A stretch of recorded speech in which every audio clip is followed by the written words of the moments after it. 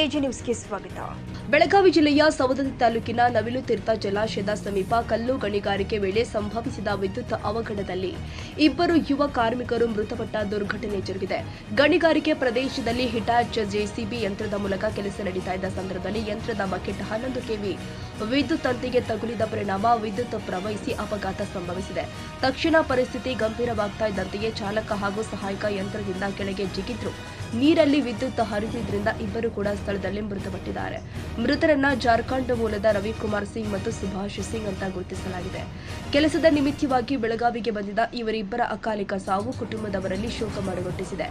ಅವಘಡ ಕಲ್ಯಾಣ ಶೆಟ್ಟಿ ಅಸೋಸಿಯೇಷನ್ಗೆ ಸೇರಿದ ಗಣಿಗಾರಿಕೆ ಪ್ರದೇಶದಲ್ಲಿ ಜರುಗಿದ್ದು, ಸ್ಥಳೀಯರು ಗಣಿಗಾರಿಕೆ ಮಾಲೀಕರ ನಿರ್ಲಕ್ಷ್ಯವೇ ಕಾರಣ ಅಂತ ಆರೋಪಿಸಿದ್ದಾರೆ.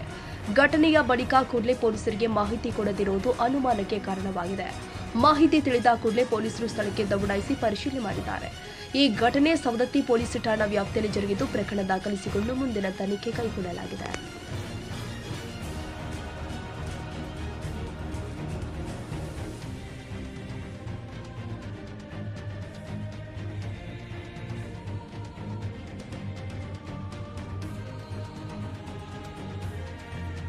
ಕನ್ನಡಿಗರ ಮೆಚ್ಚಿನ ನಿಮ್ಮ ಎಜೆ 24/7 ನ್ಯೂಸ್ ಕನ್ನಡ ವಾಹಿನಿ ಇದೀಗ ಟಿವಿಯಲ್ಲಿ ಲಭ್ಯ.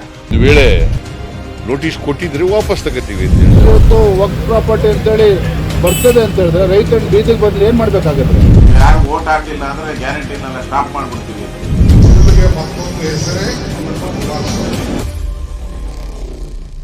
ಕರ್ನಾಟಕ ಮತ್ತು ದೇಶ ವಿದೇಶ 360 ಡಿಗ್ರಿ ಸುದ್ದಿ ಹಾಗೂ ಉತ್ತರ ಕರ್ನಾಟಕ ಬೆಳಗಾವಿ, ಬಾಗಲಕೋಟೆ, ಧಾರವಾಡ, ಹಾವೇರಿ, ಗದಗ, ಬಿಜಾಪುರ ಜಿಲ್ಲೆಯ ಕ್ಷಣದ ವಿವರವನ್ನ ಪಡೆಯುವುದಕ್ಕೆ ಎಜೆ 24/7 ನ್ಯೂಸ್ ಕನ್ನಡ ವಾಹಿನಿಯನ್ನ ಲೈಕ್ ಮಾಡಿ, ವಿಡಿಯೋಗಳನ್ನ ಶೇರ್ ಮಾಡಿ, ಕಮೆಂಟ್ ಮಾಡುವ ಮೂಲಕ ನಮ್ಮ ವಾಹಿನಿಗೆ ಸಹಕಾರ ನೀಡಿ ಮತ್ತು ಚಾನೆಲ್ ಅನ್ನ ಸಬ್ಸ್ಕ್ರೈಬ್ ಮಾಡಿ.